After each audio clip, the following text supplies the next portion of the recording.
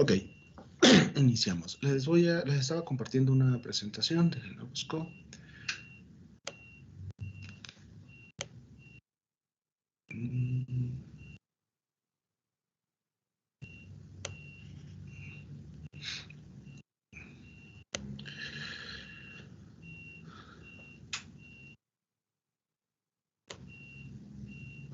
Ok.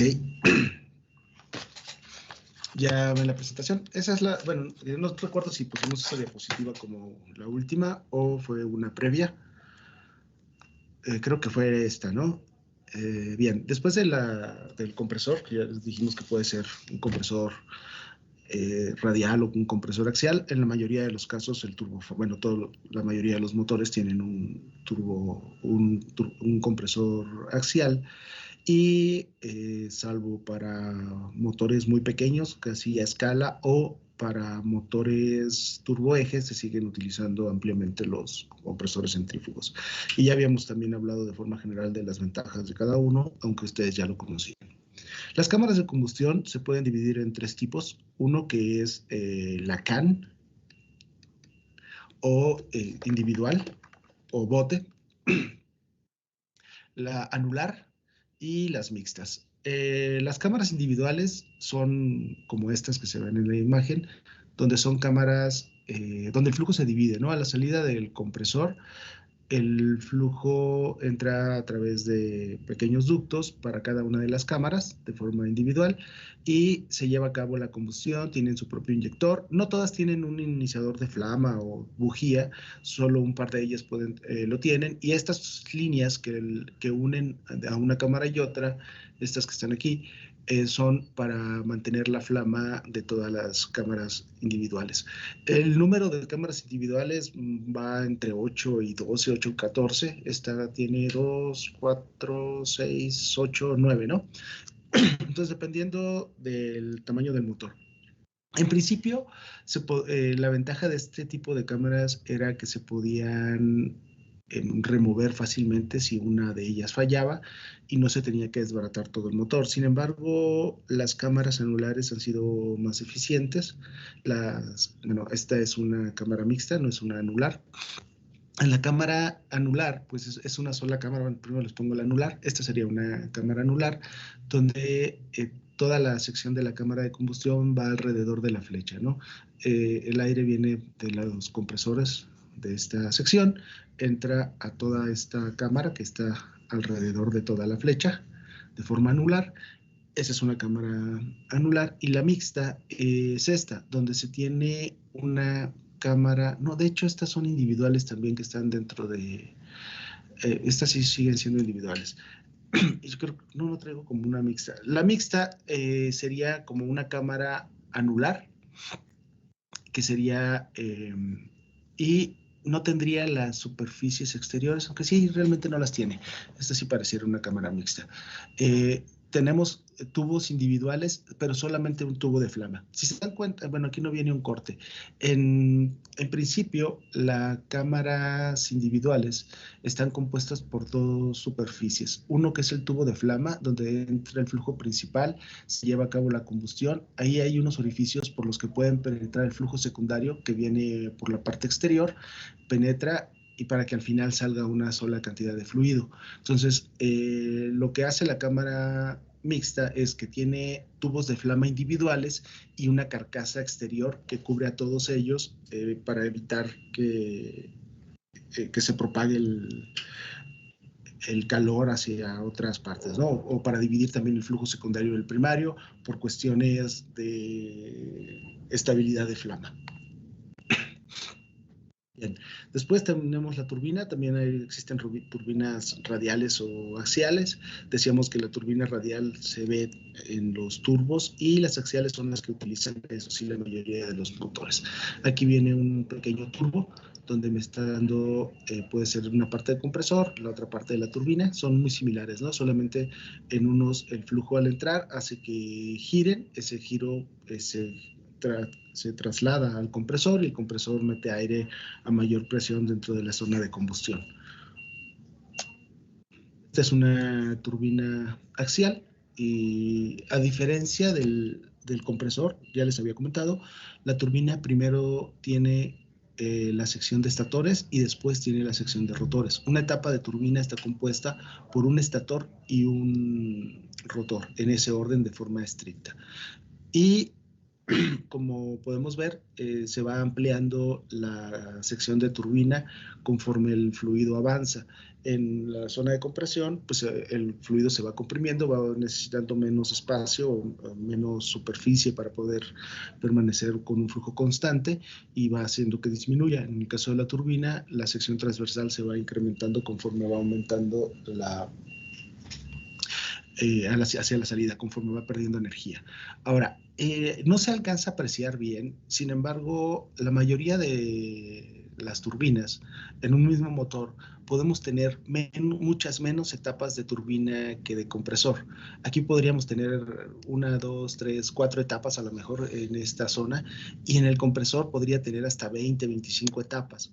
¿Por qué se da eso? ¿Por qué es más fácil o por qué se necesitan menos etapas de turbina que etapas de compresor? ¿Tienen una idea? ¿Es más difícil comprimir? Es más difícil comprimir. Puede ser, más que sea, sí, sí es más difícil comprimir, pero bueno, en general, siempre los flujos de lo que queramos, incluso flujo de calor, flujo de masa, siempre necesitamos un gradiente o estar fuera de equilibrio para que pueda llevarse a cabo. Incluso, por ejemplo, si nosotros quisiéramos subir a un primer piso, necesitamos una escalera pequeña donde nosotros podremos ir subiendo paso a paso sin ningún problema. Pero si quisiéramos bajar, o es más, si quisieran subir un refrigerador, a lo mejor poniendo una rampa, y no tanto escalones, pequeños escalones, podríamos llegar a subir algo a una altitud determinada, a una altura determinada. Sin embargo, para bajarlo es cuestión de un solo salto. Entonces, es lo mismo en los compresores. Bueno, aquí a lo que me refiero es, nosotros sabemos que las fuerzas gravitacionales van hacia abajo, el gradiente siempre es hacia abajo, y si nosotros queremos romper ese gradiente, tenemos que hacerlo paso a paso, porque se nos dificulta por el gradiente que tenemos en contra. Sin embargo, para bajar no hay ningún problema porque tenemos el gradiente a favor. Lo mismo sucede en compresores o en turbinas. En compresores tenemos el gradiente en contra porque nosotros estamos incrementando la presión desde la entrada hacia la salida de una primera etapa o de una sección de compresión. Por lo tanto, al tener una mayor presión a la salida que a la entrada, el fluido de manera natural debería tratar de ir en este sentido. Entonces, para evitar que se formen vórtices o que el flujo llegue a regresar, lo que se hace es se incrementan de paso en paso o de pequeños incrementos de presión para evitar que haya un regreso y no tengamos ningún problema. En cambio, en la turbina, el gradiente es en sentido de la dirección del flujo y podemos tener mayores gradientes en cada una de las etapas sin que haya ningún problema. Entonces, eso nos hace tener menos etapas de turbina que de compresor. Aquí está un análisis del flujo. Hay muchos fenómenos que se pueden presentar en las máquinas, ¿no? Realmente tratar de hacer un diseño completo se llevaría muchos años y tendríamos que ir viendo cada una de las características. Un problema que se presenta en las turbinas es la distancia que hay entre la carcasa y la pared del álabe o la punta del álabe. Es lo que se le llama como tip clearance. También en compresores se presenta este fenómeno, ¿no? Que hace que el flujo del lado de presión vaya hacia el lado de succión y genere algunos vórtices. Además, por la aceleración centrífuga, el flujo tiende a acumularse en las partes superiores de los álabes. Y se han utilizado algunas metodologías para tratar de corregir, disminuir pérdidas y tener mejores eficiencias. Pero bueno, no es el tema. Aquí hay dos puntos importantes, creo que está más adelante, pero se los voy a poner. En la mayoría en los estudios más antiguos, recientemente ya ha habido algunos cambios. Habíamos dicho que tenemos, por lo general, el diagrama temperatura-entropía y el presión-volumen, ¿no? Vamos a poner un diagrama temperatura-entropía que fuera ideal. Y dijimos que en la parte del compresor, es isoentrópica, después se agrega entropía, después a través de la turbina se expande y si es un ciclo cerrado, pues lo cerramos.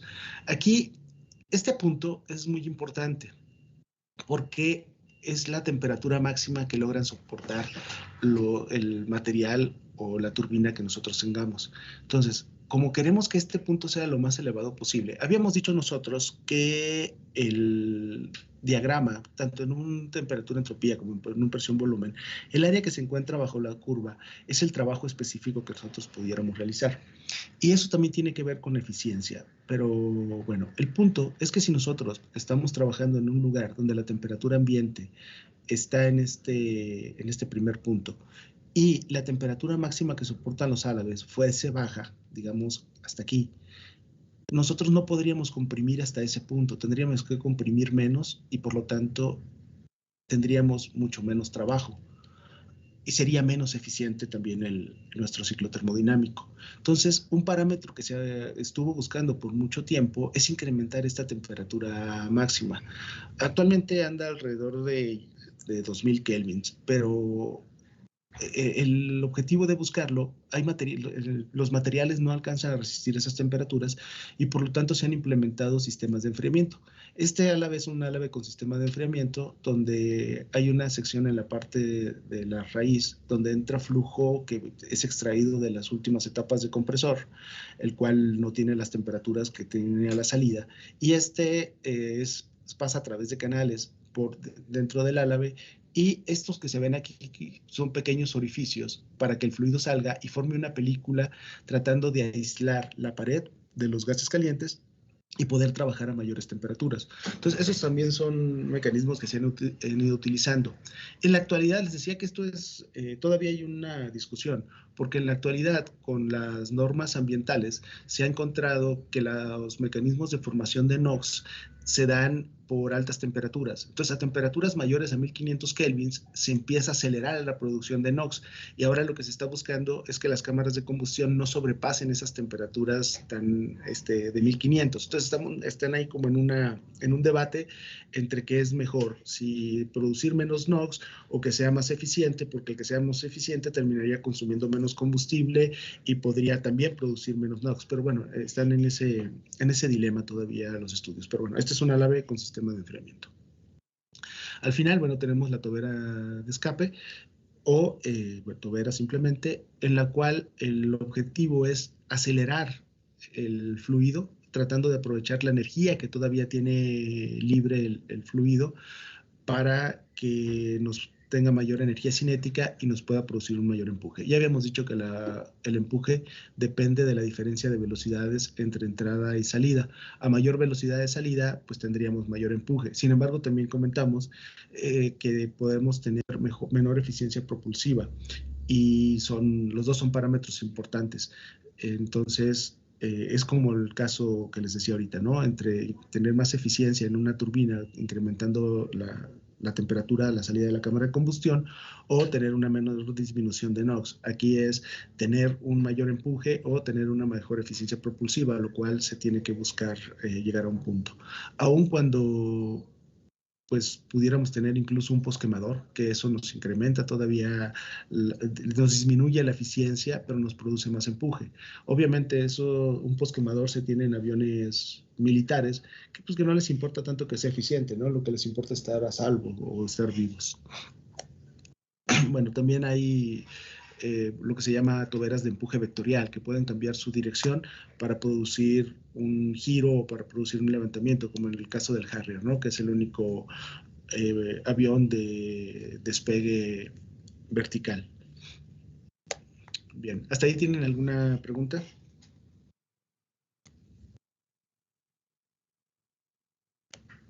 ¿No? ¿Ninguna? Ok. No, creo que no. Por el momento no, profesor. Déjenles comparto ahora un documento en blanco donde podamos estar escribiendo. Pero no sé si tengo abierto. Hay uno aquí, pero no sé si sea. No.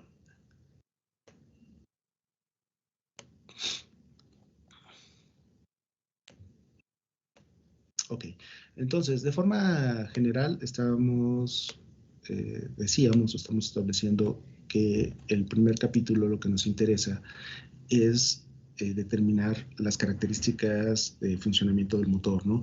Que son sus eficiencias, sus consumos de combustible y todo lo demás. Y les había comentado que íbamos a trabajar con algo que se llama análisis paramétrico. Sin embargo, previo al análisis paramétrico, ustedes ya han estudiado ciclos termodinámicos y han estudiado el ciclo Joule-Brayton, ¿cierto? Cierto, cierto. El Brayton está compuesto por 4 procesos. Bueno, son 2 procesos diferentes, 2 cada uno de ellos, aunque son 4 procesos, pero se repiten, ¿no? Son 2 procesos isoentrópicos de forma ideal y 2 procesos. ¿Qué procesos son? ¿Se acuerdan?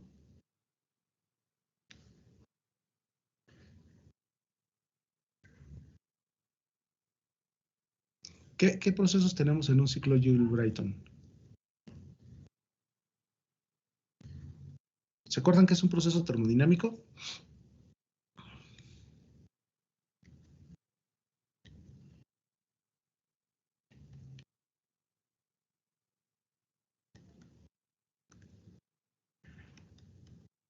¿Sí se acuerdan? Sí, el primero era un proceso de compresión adiabática. Ajá, ahí sí está definido como un proceso de compresión adiabática. Muchos libros lo ponen ahí. Yo tengo una. ¿Saben qué es un proceso adiabático?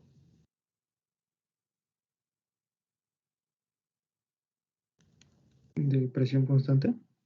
No. Es en el que el sistema no pierde ni gana calor, ¿no? Ajá, es cuando no se transfiere energía en forma de calor hacia el sistema o hacia los alrededores. Ese es un proceso adiabático. Y es cierto, en el proceso de compresión sí es adiabático, pero también es reversible. Y un proceso adiabático reversible se llama proceso isoentrópico. Un proceso isoentrópico es un proceso adiabático más, aquí lo vamos a poner, adiabático más reversible, que sería ideal. Como nosotros en el proceso lo consideramos isoentrópico, que va del punto 1 al punto 2, bueno, debí haberlo hecho diferente, tendríamos que mencionarlo como un proceso isoentrópico, no como un proceso adiabático. Sabemos que sí es adiabático, pero si decimos que es adiabático, no implica que sea reversible. Y si decimos isoentrópico, sabemos que es adiabático y además es reversible. Entonces, en realidad, tendríamos que hablar del proceso isoentrópico y no adiabático, aunque creo, ¿no? Hay mucha literatura que lo menciona como proceso adiabático y no considera la parte de la irreversibilidad. ¿Saben qué son las irreversibilidades? Sí, por ejemplo, la fricción, que es la que De hecho, la fricción es una degradación de la energía, ¿no? Es una energía que se utiliza para un propósito diferente que el hacer un trabajo y que después ya no puede hacer ningún trabajo. Entonces, termina siendo un proceso en el cual se generan irreversibilidades o que se genera entropía. Y puede ser por fricción, por generación de vórtices, incluso por transferencia de calor hacia los alrededores. Por eso tiene que ser adiabático y también reversible. Entonces, veámoslo como un proceso isoentrópico, no como adiabático, y efectivamente, tanto en el compresor como en la turbina van a ser procesos isoentrópicos. El adiabático vamos a poner aquí que es sin transferencia de calor, ¿no?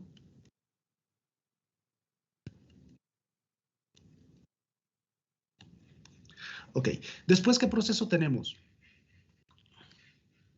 El primero es un proceso isoentrópico de 1 a 2, y después, ¿qué proceso ocurre en la cámara de combustión? Sabemos que se agrega energía. De hecho, la entropía, sabemos que hay 2 tipos de entropía, ¿no? Una entropía que es por generación de pérdidas o por transferencia de energía hacia los alrededores, que también termina siendo una pérdida y no aprovechamiento de esa energía en forma de calor, o es una entropía que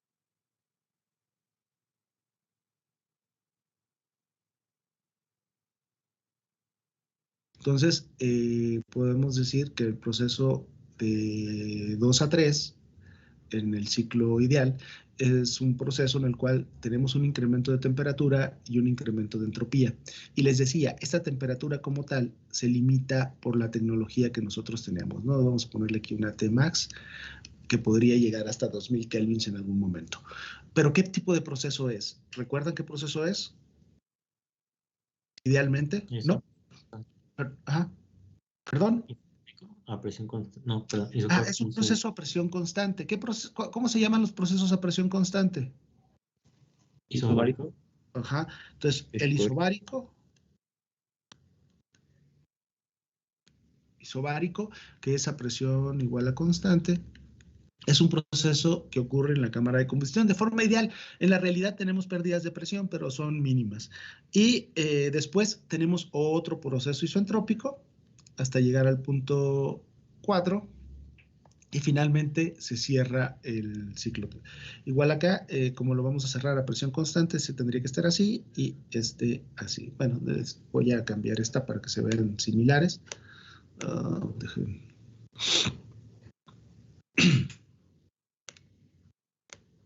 No sé por qué no me lo está dando.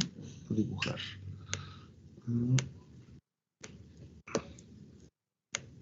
Ok, entonces tendríamos al final los 4 procesos que en realidad decíamos son 2 y 2, ¿no? Dos isoentrópicos y 2 isobáricos. ¿Qué otros tipos de procesos conocen?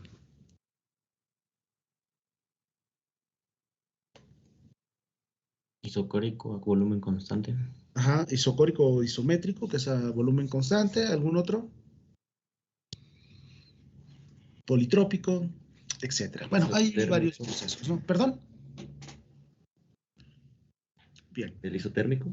Isotérmico a temperatura constante y así hay diferentes procesos, ¿no? Se supongo que todo eso ustedes ya lo han repasado previamente. Ahora bien, pensemos, como yo les decía, ¿no? La temperatura máxima está limitada y puede llegar hasta 2000. Vamos a ponerle un valor menor a 2000. ¿Qué temperatura máxima les gustaría establecer en este punto? 1500 Kelvin. 1500 kelvins, ok, vamos a poner 1500. Pensemos que tenemos 1500 kelvins. Ahora bien, nuestro motor, en el caso de los aviones, pues hay un techo de servicio y en función del techo de servicio o de su techo de operación, podemos establecer la temperatura de acuerdo a las tablas de atmósfera estándar. Sin embargo, en este momento vamos a considerar que es únicamente un ciclo Joule-Brayton, no vamos a considerar que sea para un proceso propulsivo que esté montado en un avión y por lo tanto la temperatura 1 y la presión 1 tendrían que corresponder a las características del lugar donde esté operando nuestro motor. ¿Qué temperatura 1 y qué presión 1 les gustaría utilizar?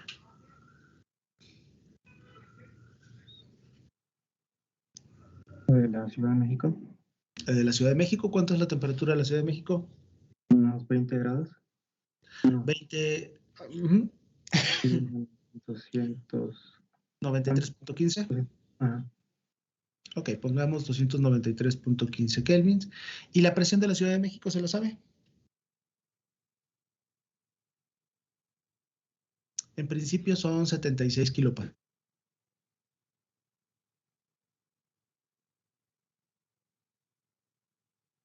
Conocidos y la temperatura máxima sería suficiente para que nosotros lográramos entender el comportamiento de este ciclo ideal. Ahora bien, hay otro punto.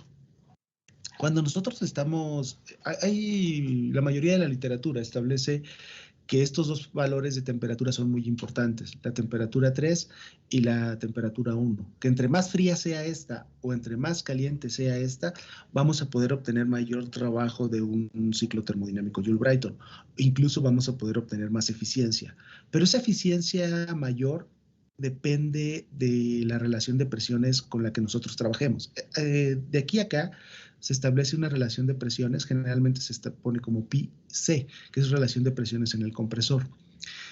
Y podríamos llegar a un punto óptimo o a estar variando esa relación de presiones. En nuestro trabajo nosotros vamos a variar la relación de presiones y obtener curvas de comportamiento para saber cuál es la relación que más nos conviene utilizar. Por ejemplo, si nosotros comprimimos demasiado y llegamos hasta esta temperatura, ya no nos permite agregar energía.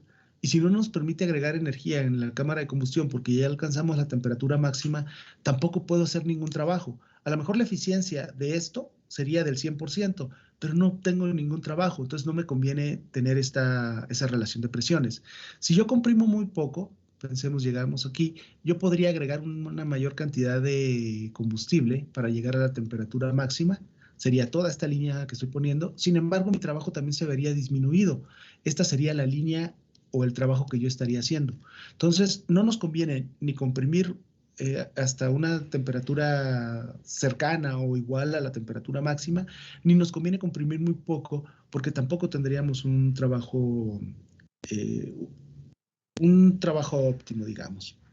Entonces, esa relación de presiones es muy importante y depende de la temperatura máxima y de la temperatura mínima a la que estemos trabajando para poderla elegir. Sin embargo, nosotros en este momento la vamos a proporcionar.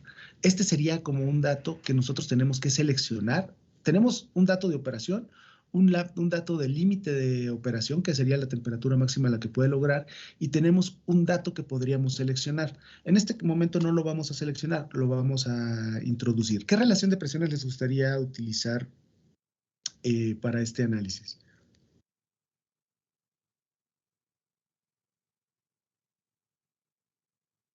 Una relación de presiones de 8. ¿De 8? Ok, vamos a ponerle 8, me parece baja, pero no importa. Dejémosle 8, esa es la relación de presiones. Entonces, al final de cuentas, si nosotros conocemos los datos donde vamos a operar, que serían datos que no podemos modificar, los datos máximos a los que podemos operar, que es un límite de diseño, y la relación de presiones, que es una selección, ya podemos hacer el análisis de todos los parámetros que nosotros queramos. ¿Cómo lo vamos a hacer? Supongo que ustedes han visto el análisis de los procesos y las ecuaciones. ¿Conocen la ecuación de estado de los gases ideales?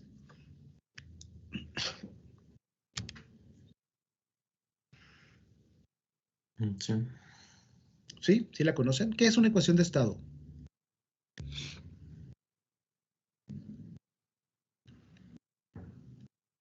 La que define las propiedades.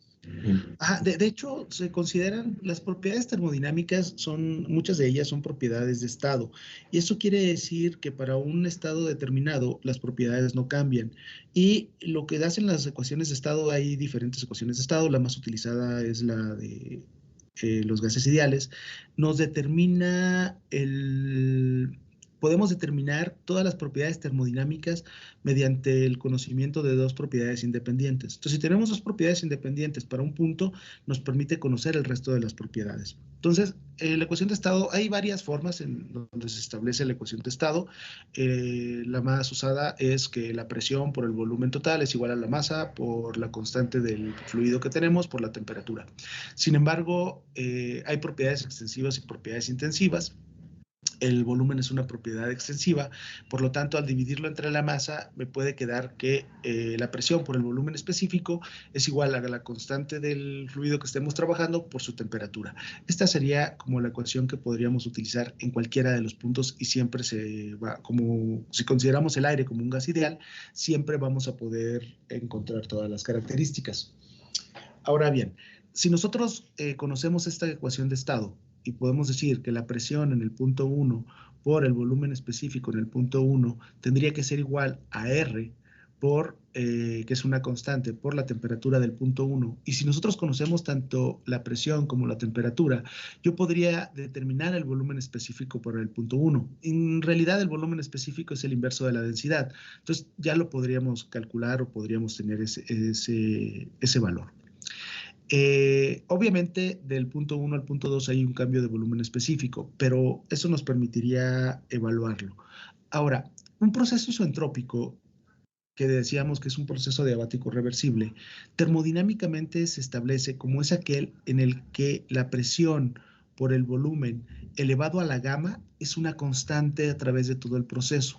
No sé si recuerden esta ecuación. ¿No? Ok.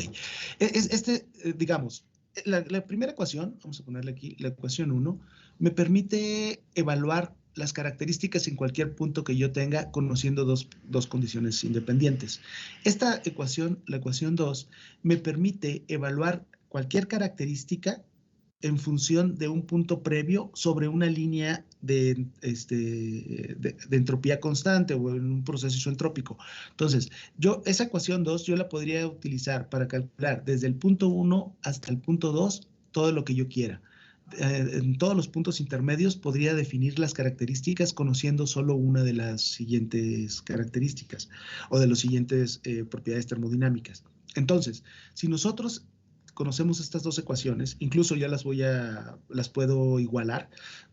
Aquí tengo que el volumen específico 1 es igual a, bueno, de la primera, de la ecuación 1, yo podría despejar el volumen específico 1 y me quedaría que va a ser igual a R por T1 entre la presión 1, y por otra parte, de esta ecuación, yo podría establecer también el volumen específico 1 como el volumen específico 1 tendría que ser igual a una constante, pero más que una constante, como es constante y es a través de todo el... Permítanme, quito la constante. Como esta es igual a constante, esto también quiere decir que yo puedo poner que la presión 1 por el volumen 1 a la gamma es igual a la presión 2 por el volumen 2 a la gamma. Entonces, si yo de aquí despejo no nada más el volumen 1, aquí yo lo podría determinar como volumen 1, aquí también lo podría sacar como volumen 1, o podría poner esta ecuación también en ambos puntos. Entonces, de la primera, voy a reescribir todo, voy a poner como una igualdad entre, para cualquier punto se puede permitir, es decir, yo puedo establecer que el volumen 1 es igual a R, bueno, a R es constante, por T1 entre la presión 1, y también puedo decir que el volumen 2 es igual a R por temperatura 2 entre presión 2. Esto lo puedo determinar yo para cualquier punto, incluso puedo hacerlo para el punto 3 o el punto 4, es exactamente lo mismo porque estoy aplicando la ecuación de los gases ideales. Por otra parte, aplicando la ecuación de proceso isoentrópico, como me dice que es una constante, yo puedo establecer que la presión 1, aquí, así como lo tengo acá, como presión 1 por volumen 1 a la gamma, es igual a presión 2 por volumen 2 a la gamma. De tal forma que yo podría, de esta igualdad, despejar la relación de volúmenes y me quedaría que el volumen 1 entre el volumen 2 tendría que ser igual a la presión 1 sobre la presión, no, a la presión 2 sobre la presión 1, elevado a la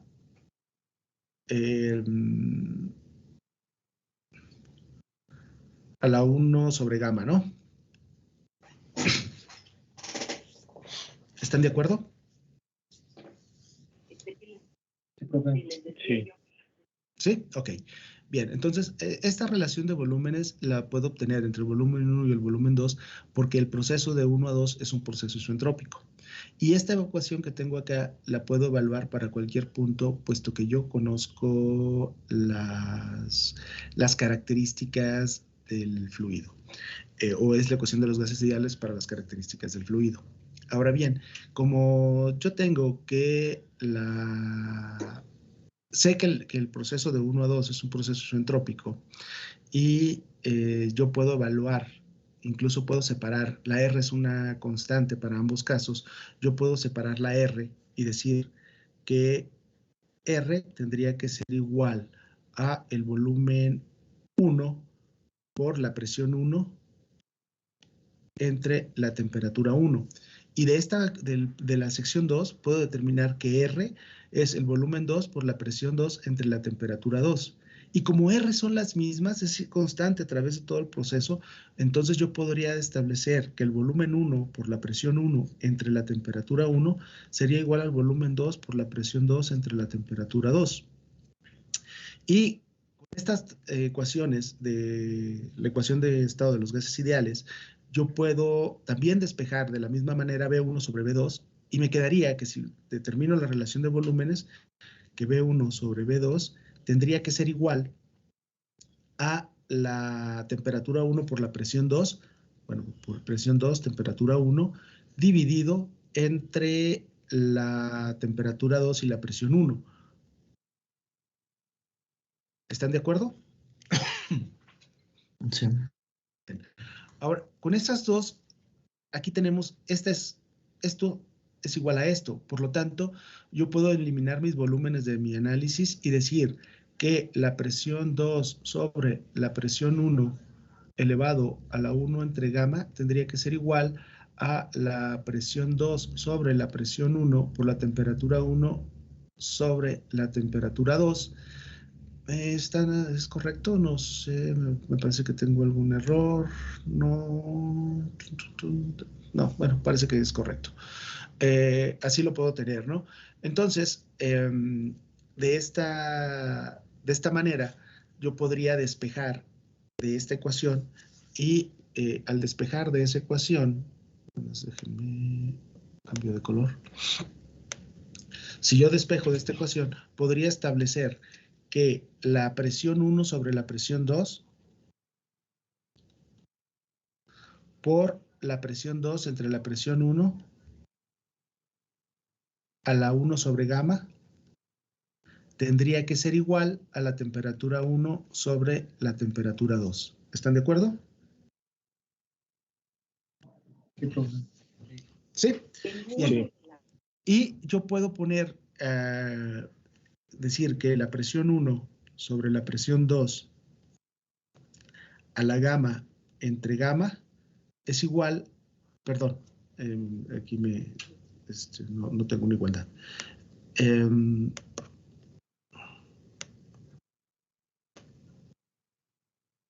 Que multiplica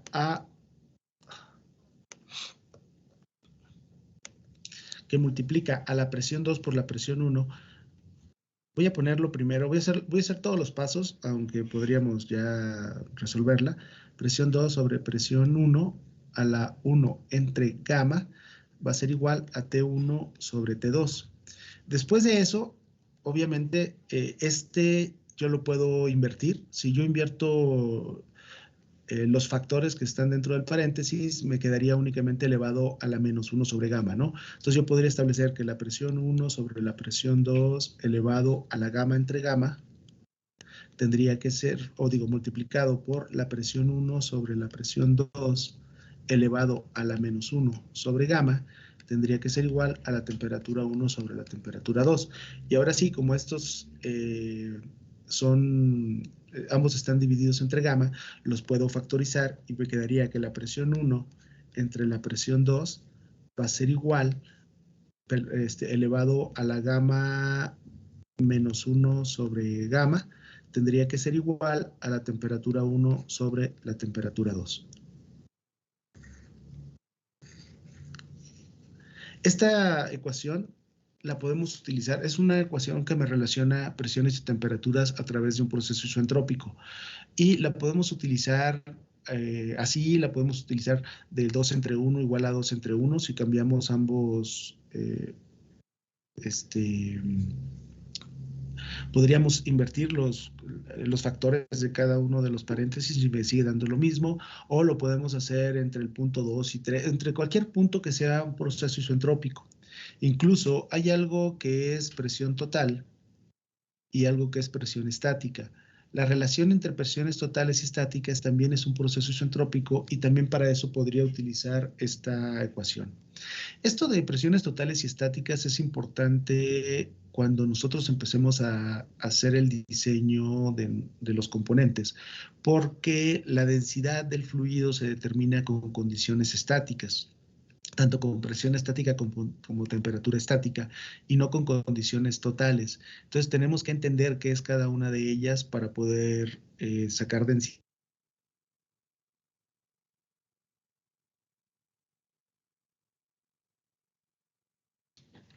La presión total es la suma de la estática más la dinámica. ¿Perdón? La presión total es la suma de la presión estática más la presión dinámica. Sí, la presión total es la suma de las dos, pero ¿qué es cada una de ellas? ¿Sí tienen una idea?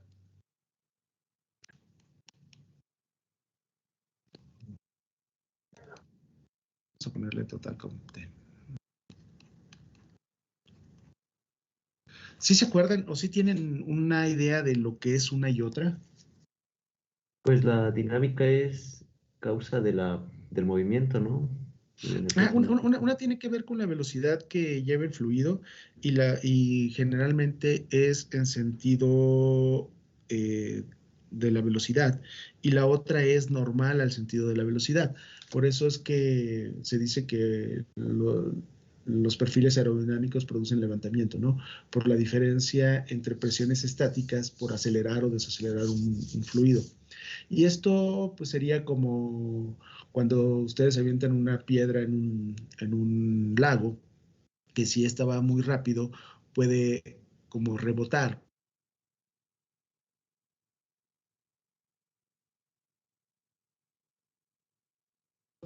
Y si la sueltan, pues se hunde, ¿no? O cuando pierde velocidad, también se hunde. Incluso no es lo único, ¿no? Si les gustan los autos de carreras, pueden ver que trae un perfil aerodinámico invertido para producir una fuerza de atracción hacia la Tierra, porque con la gran velocidad el peso como que disminuye, entonces se pueden voltear. En los barcos sucede lo mismo. Un barco cuando está cargado, estático en el muelle, se hunde hasta cierto punto, y cuando este empieza a acelerar, flota un poco más por las presiones. Entonces es como... Es importante tener el concepto, tal vez lo veamos más a detalle cuando sea necesario, ¿no? Pero sí hay una diferencia y es conveniente. En el ciclo termodinámico aquí estamos usándolas como si fueran condiciones estáticas, no estamos considerando la velocidad del fluido. Pero puede ser entre condiciones totales o estáticas, o entre un proceso isentrópico de un punto A1 a un punto 2, es válida esta ecuación. Y esta es la única ecuación. Con los datos que nosotros tenemos y con esta ecuación, nosotros podemos resolver el ciclo Joule-Brayton. No necesitamos más, porque ya tenemos una relación de presiones. De hecho, bueno, la reescribo. Nosotros habíamos dicho que esto lo puedo poner como la presión 2 entre la presión 1 va a ser igual a la temperatura 2 sobre la temperatura 1. Voy a dejar acá el exponente a la gamma menos 1 sobre gamma.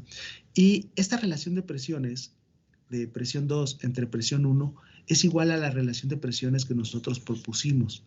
Entonces, si yo sé que esto vale 8, yo puedo sacar mi relación de temperaturas. Y con mi relación de temperaturas puedo encontrar la temperatura del punto 2. Entonces, si yo quisiera determinar la temperatura del punto 2, reescribiendo la ecuación, tendría que la temperatura 2 sobre la temperatura 1 tendría que ser igual a la presión 2 sobre la presión 1 elevado a la gamma menos 1 sobre gamma, donde gamma es la relación de calores específicos, ¿no? Gamma es igual al Cp sobre el Cv, y para el caso del aire es igual a 1.4. Entonces yo con si sé que la parte interior es la relación de presiones, que dijimos que era 8, y tengo el valor de gamma, porque sé que es aire, yo puedo sacar mi relación de temperaturas. Incluso puedo determinar la temperatura 2, puesto que sería la temperatura 1 por todo este proceso, ¿no? Voy a ponerlo ya como 8 elevado a la gamma menos 1, sería 0.4, entre 1.4. ¿Cuánto les da la temperatura 2? Sabemos que la temperatura 1 eran 293.15, ¿no? 293.15. Entonces, ¿cuánto nos da la temperatura 2 en ese punto?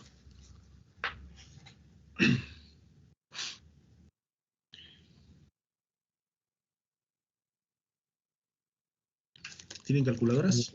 Yo no. ¿Ni el celular? 531 Kelvin.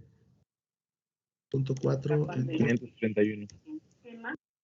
1.81 por 293.15. ¿Cuánto dice que le da? 531.0257. Ajá. 531. Generalmente utilizo 4 decimales. Si quieren tratar de utilizar todos lo mismo, incluso no redondeo el último, lo dejo como tal, al usar 4, para que tengamos resultados similares en todo el análisis. Entonces, esta sería la temperatura del punto 2. Una vez que tenemos la temperatura del punto 2, la temperatura del punto 3 es igual a la temperatura del, no es cierto, la temperatura del punto 3 es igual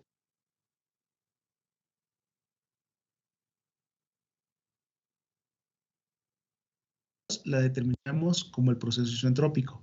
La temperatura 3 la dimos como una constante, que era la máxima que podríamos operar. Y la temperatura 4 la podríamos determinar también con este mismo proceso.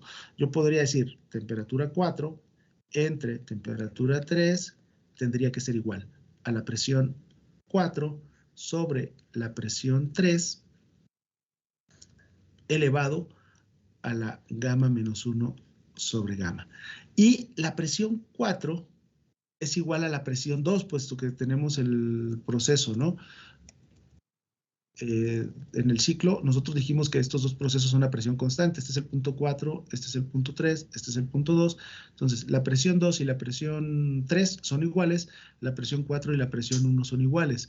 Por lo tanto, si yo tengo la presión 4 entre la presión 3, sería el inverso de 8. ¿Estamos de acuerdo?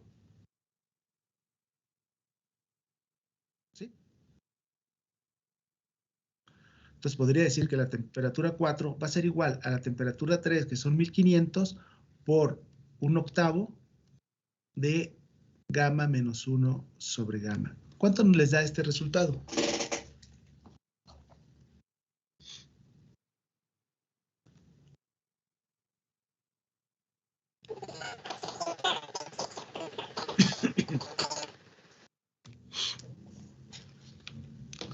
¿Cuánto le dio?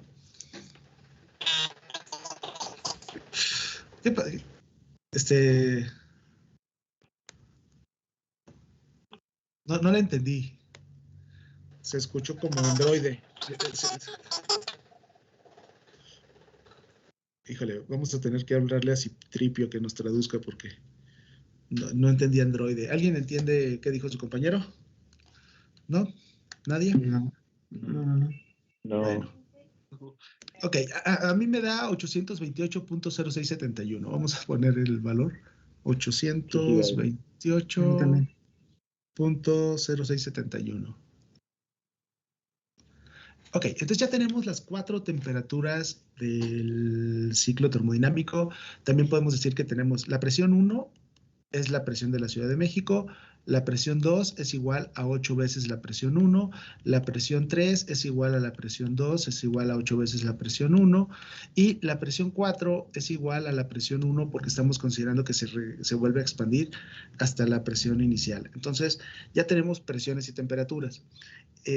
Bueno, la presión en realidad no me hace falta para calcular nada. No en este momento, me serviría para calcular densidades y flujos másicos cuando yo quisiera hacer el estudio en función de del dimensionamiento de mi motor, pero no para el análisis termodinámico. Para eso tenemos ya las 4 temperaturas. La temperatura 1, que fueron 293.15. La temperatura 2, ¿cuánto fue la temperatura 2? ¿500 qué? 31. 531. 0.257. 0.257. Y la temperatura 3, que fueron, ya la teníamos, 1500. Y la temperatura 4, que la acabamos de obtener, que son 828.0671. Ok, ya tenemos las 4 temperaturas. Y sabemos que el compresor es un volumen de control. Ustedes ya han trabajado con la idea de lo que es un sistema y de que es un volumen de control. Un sistema, un sistema cerrado se denomina sistema, un volumen de control es un sistema abierto o volumen de control. Y en un volumen de control hay transferencia de masa a través de cada una de sus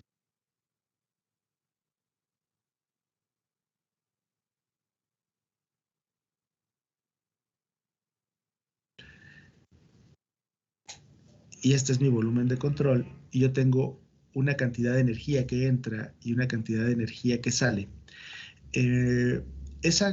La diferencia de las cantidades de energías que entran o que salen, puesto que el compresor es isentrópico, no hay transferencia de calor hacia los alrededores, me podría determinar el trabajo que se está haciendo o el trabajo que se está consumiendo o el calor que se está agregando en ese volumen de control.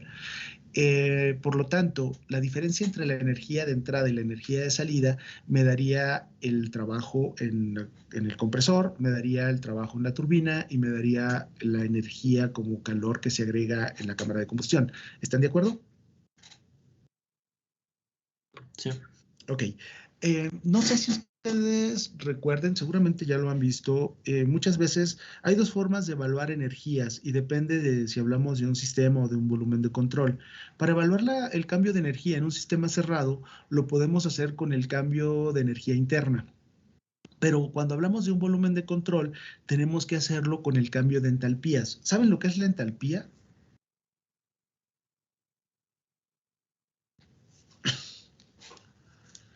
La entalpía está definida como la energía interna más el trabajo de flujo. ¿Saben qué es trabajo de flujo? El trabajo de flujo es la energía necesaria para entrar o para salir de un volumen de control.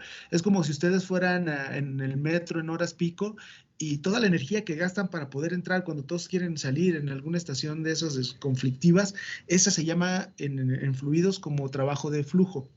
Y no sé si se han dado cuenta, por ejemplo, aun cuando no haya viento fuera de sus casas, de repente si ustedes abren una ventana, pero está todo lo demás cerrado, tampoco hay una corriente de aire, pero de repente ustedes abren la puerta y se siente una corriente de aire, porque al abrir la puerta, como que la presión interna de la casa permite una facilidad para que pueda salir el fluido y la presión necesaria para entrar es menor y puede.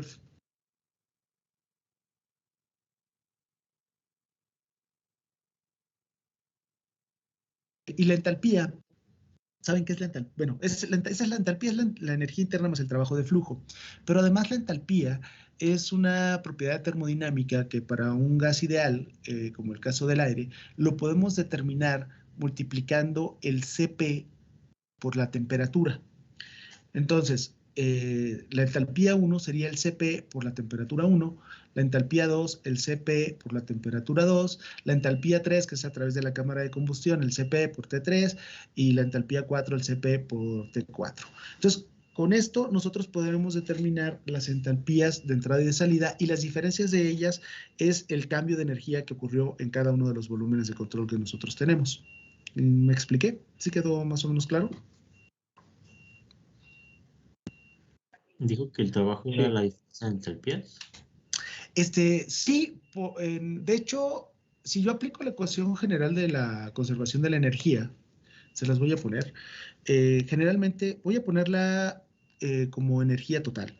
La energía total es el calor que entre o que salga más, bueno, perdón, hay detalles en las nomenclaturas. El calor menos el trabajo es igual a el cambio de, vamos a ponerle el cambio de entalpía más el cambio de energía cinética más el cambio de energía potencial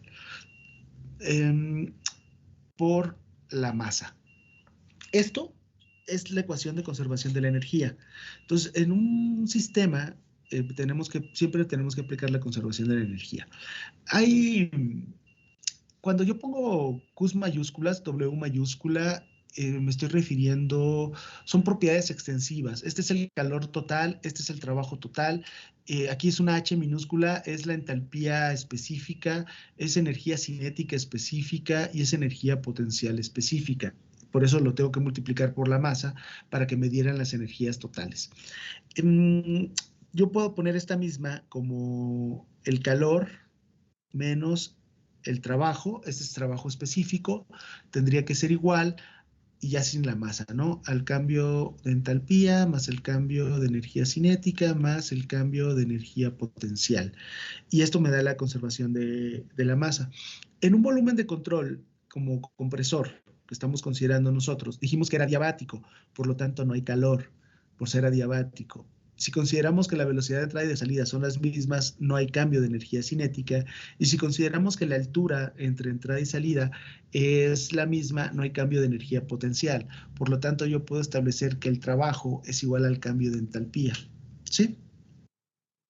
Si yo la aplico para esta misma ecuación para la cámara de combustión, en la cámara de combustión no se hace trabajo. Entonces voy a eliminar el trabajo y voy a eliminar energía cinética y voy a eliminar energía potencial y me va a quedar que el calor va a ser igual al cambio de entalpía dentro de ese volumen de control. Y en la turbina me queda lo mismo, pero como la turbina también es adiabática, no hay calor, solo trabajo y ya lo puedo obtener. Ahora, nosotros en un volumen de control, más que masa, usamos flujo másico. Sabemos que poner un punto arriba de una variable significa la derivada con respecto del tiempo, ¿cierto? Cierto.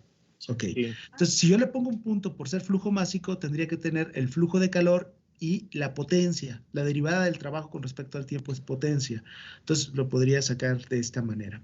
Bien, entonces, vamos a ponerlo como trabajos específicos porque no conozco la masa que estoy trabajando. Yo pondría que el trabajo específico del compresor va a ser igual a la entalpía 2 menos la entalpía 1, que va a ser igual al Cp por la temperatura 2 menos la temperatura 1.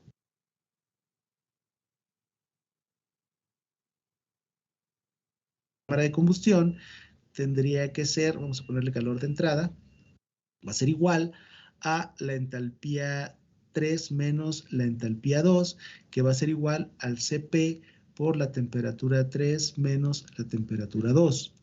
Y el trabajo de la turbina, también específico, trabajo turbina va a ser igual a la entalpía 4 menos la entalpía 3, que va a ser igual al Cp por la temperatura 4 menos la temperatura 3.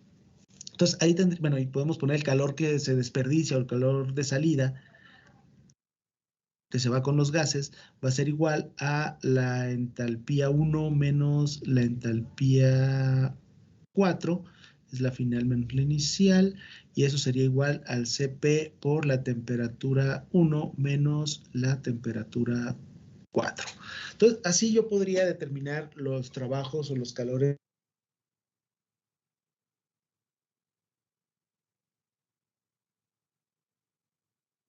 Sabemos que es 1.005 kilojoules sobre kilogramo Kelvin.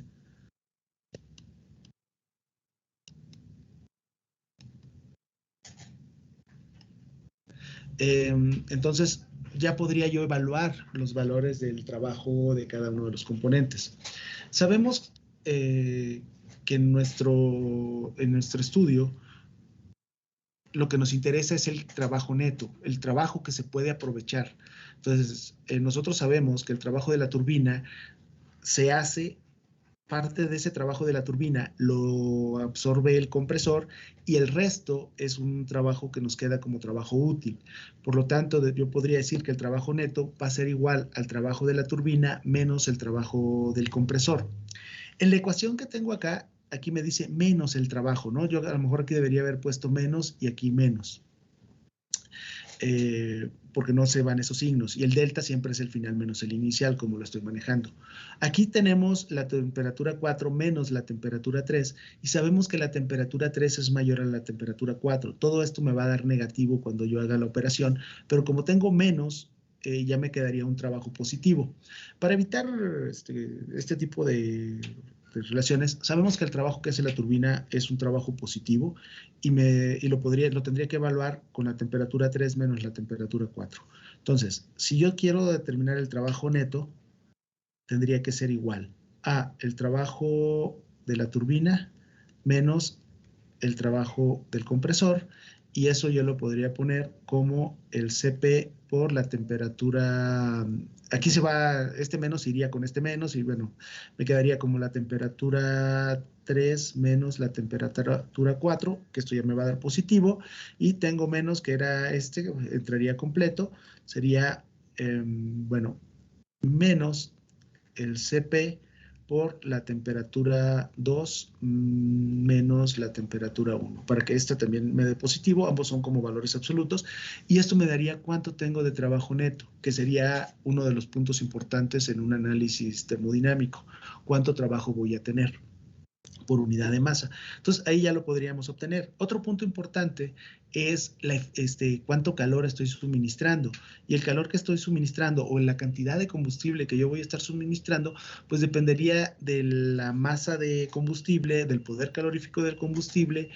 Pero eso, la masa del combustible por el poder calorífico de combustible, por la eficiencia de combustión, la podría igualar a esto, al calor de entrada. Y como yo no conozco la masa de combustible, voy a ponerlo aquí, ¿no? Podría poner que el flujo másico de combustible, MF, multiplicado por el poder calorífico del combustible, HPR, creo que la H la voy a poner minúscula, solo las, vamos a poner, que es la entalpía de formación, ¿no? Bueno, es que el poder calorífico. Vamos a poner el poder calorífico, es el HPR, sería el HPR, este es poder calorífico, y por la eficiencia de combustión tendría que ser igual al calor de entrada. Y de aquí, como el poder calorífico va a depender del tipo de combustible que yo tenga,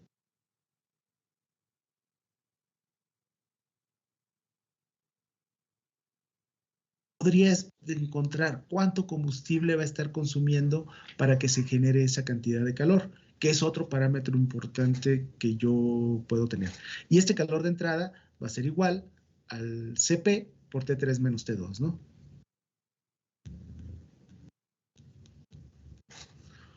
Y otro parámetro que nos pudiera interesar es la eficiencia con la que se hace ese trabajo. Y la eficiencia, ¿qué es eficiencia? Bueno, ¿qué es la eficiencia termodinámica?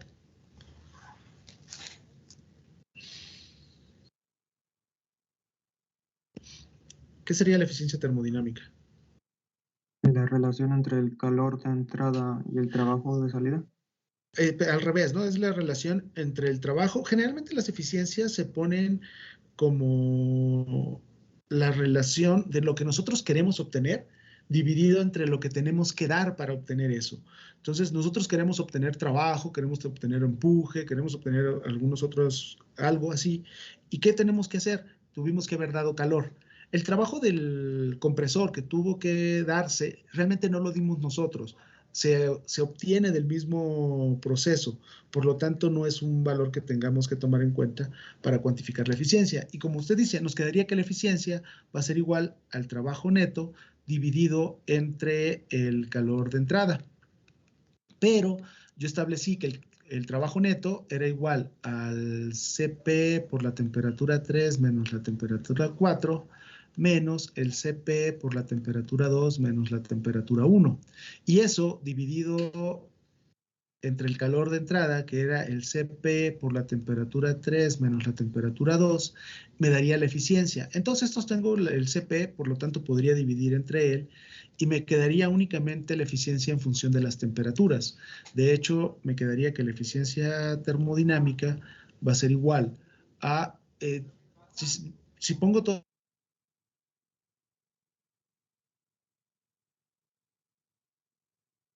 menos temperatura 2 más temperatura 1, ¿cierto? Sí. Entre temperatura 3 menos temperatura 2. Lo pongo así para después tratar de agrupar en función del denominador y esto me quedaría que esto va a ser igual a temperatura 3 menos temperatura 2 menos, puedo poner temperatura 2 menos temperatura 1, ¿no? Aquí, temperatura 4 menos temperatura 1 y todo esto dividido entre T3 menos T2. De tal forma que estos son el mismo y me quedaría que la eficiencia termodinámica va a ser igual a 1 menos T4 menos T1 entre T3 menos T2.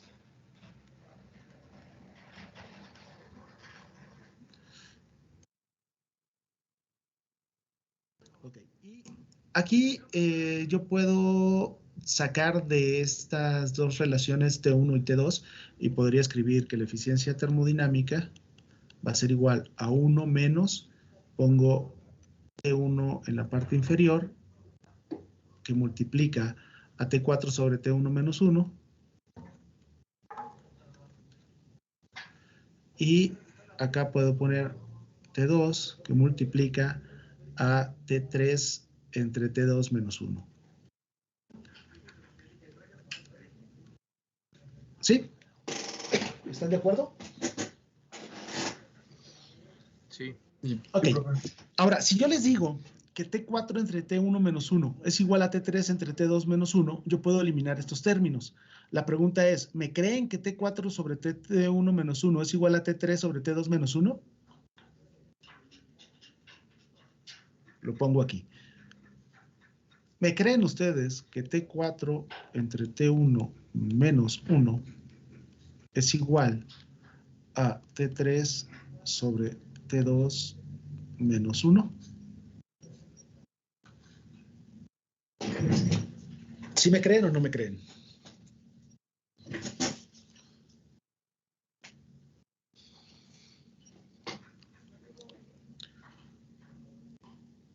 ¿Están pensándolo o no saben si creerme o no? No, no estoy seguro, profe. ¿No está seguro?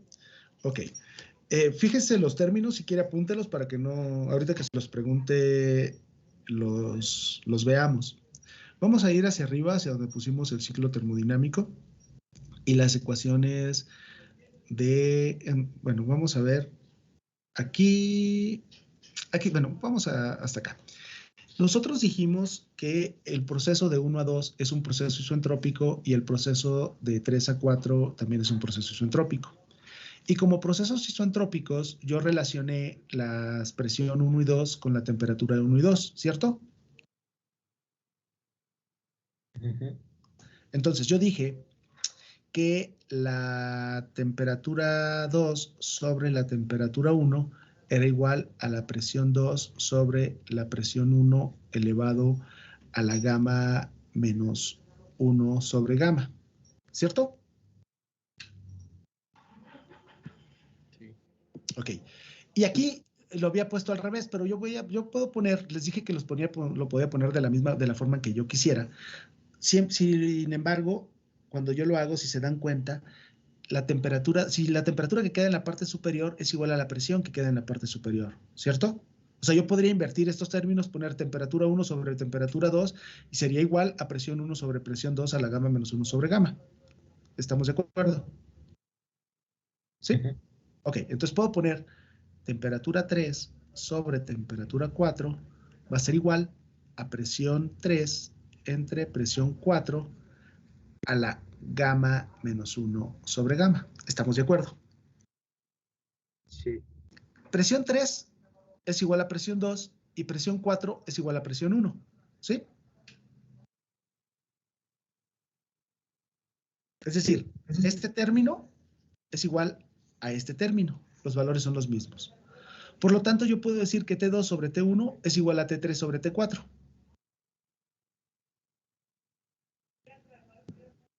¿Sí?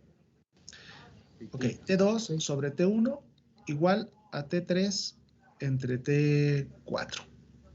Y por lo tanto, yo puedo cambiar y decir que T, no me acuerdo cómo los tengo. A ver, ahí es T2 sobre T1. Vamos a regresar hasta abajo. Ok, entonces yo tengo allá arriba, ya estamos de acuerdo, en que T2 sobre T1 es igual a T3 sobre T4. ¿Sí? Sí. Entonces yo puedo de aquí despejar y decir que de aquí es igual T4 entre T1 es igual a T3 sobre T2, ¿cierto? Sí, profe. Entonces, si a este le resto 1 y a este le resto 1, pues son iguales. Entonces sí es cierto que este y este son iguales y los puedo eliminar de la ecuación. y decir que la eficiencia termodinámica, ¿mande? Sí, es cierto. Es igual a 1 entre T1 sobre T2. Y hasta ahí lo podría dejar yo. Sin embargo, como les dije que la relación de presiones es un valor que nosotros tenemos que seleccionar y que es un valor importante, esto yo lo puedo escribir como que 1 menos 1 entre la relación de presiones a la gamma menos 1 sobre gamma. ¿Están de acuerdo?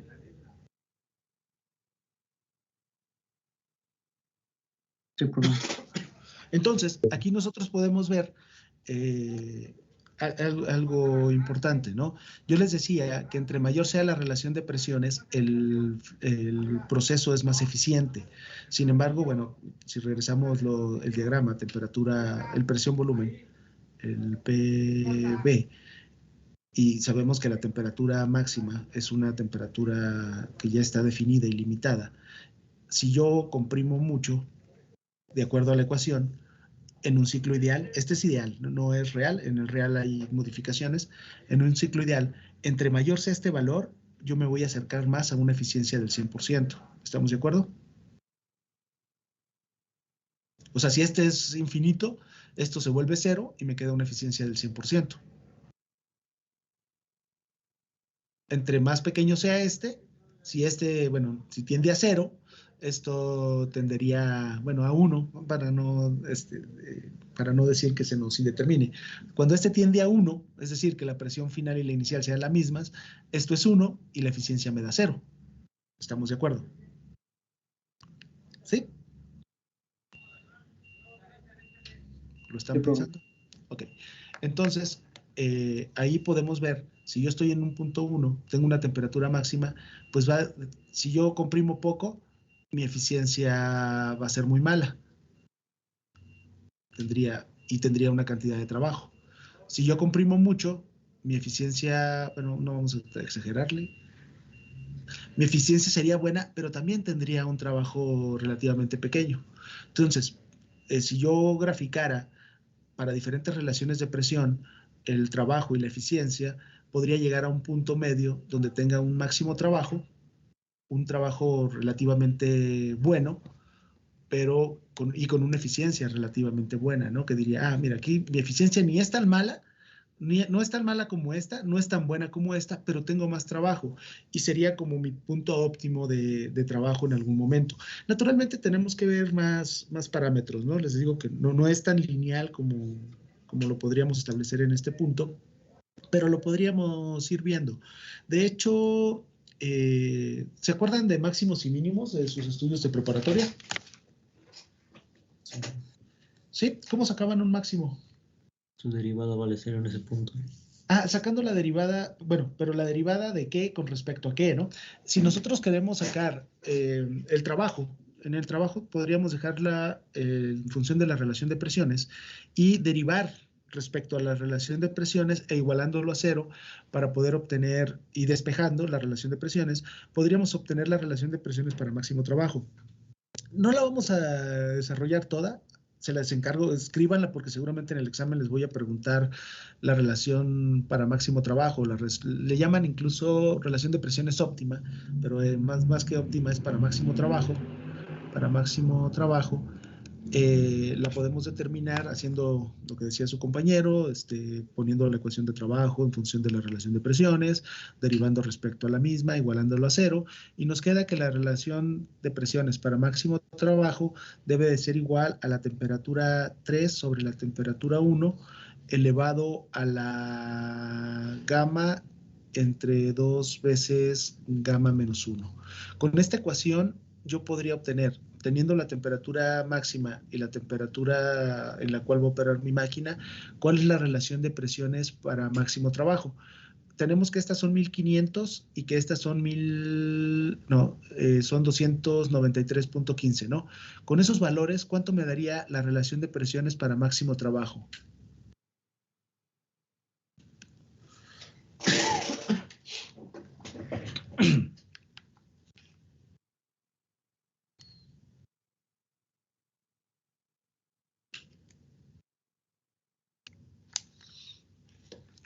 ¿Cuánto les da?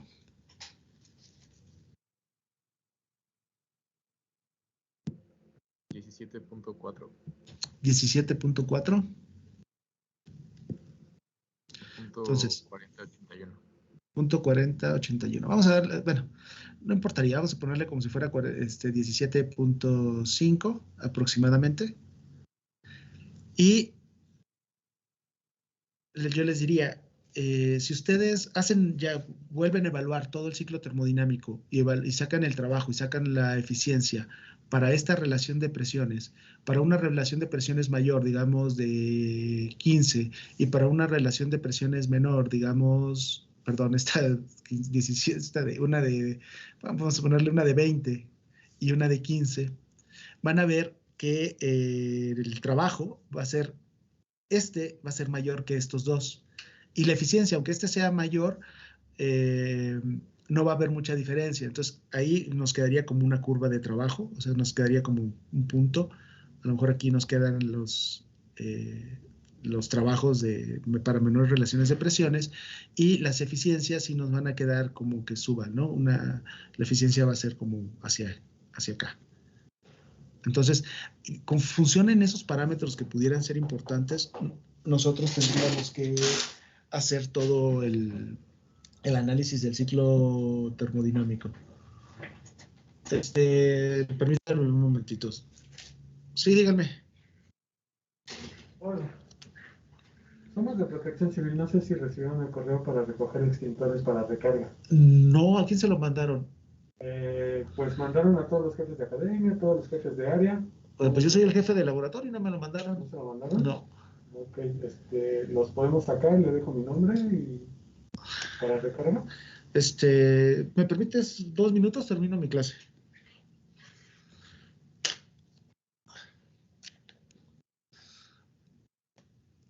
Ok, perdón. Entonces, ¿sí quedó claro lo que les comentaba? Esto último no lo entendí, profe. Ok, ¿qué parte? Lo de la relación de presiones para máximo trabajo. Ajá, cuando puso 15 días.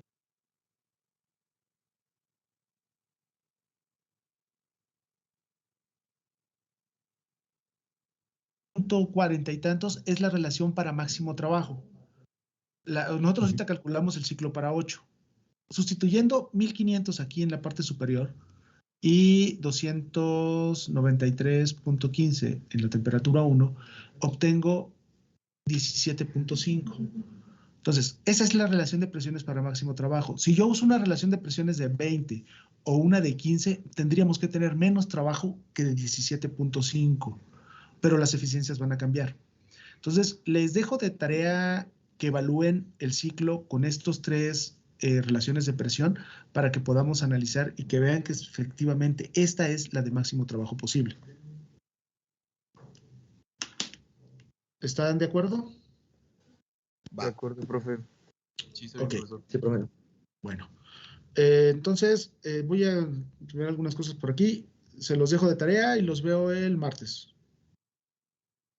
Sí, profe. Nos vemos. Okay. Que estén bien, buen fin de semana. Igualmente, profe. Hasta luego. Gracias, igualmente. Profe. Hasta luego, profesor. Hasta luego.